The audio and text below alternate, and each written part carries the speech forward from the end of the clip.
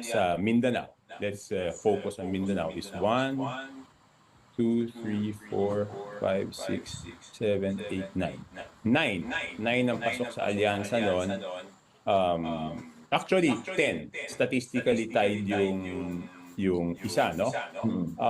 And then, right after the impeachment, hindi pa pasok dito yung data ng pagdala sa Hague.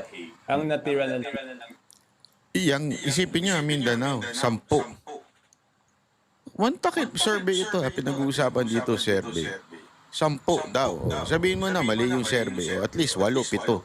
Pero majority, pasok sa kanila. Before the impeachment.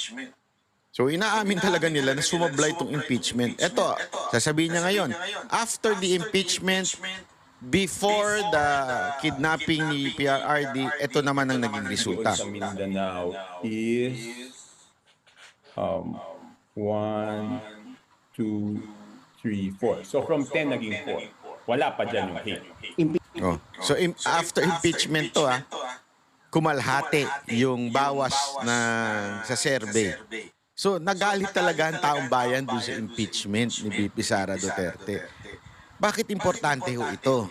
Kasi natandaan ninyo meron silang nilabas na survey na kesyo pabor daw, mahigit kalahati na mga Pilipino sa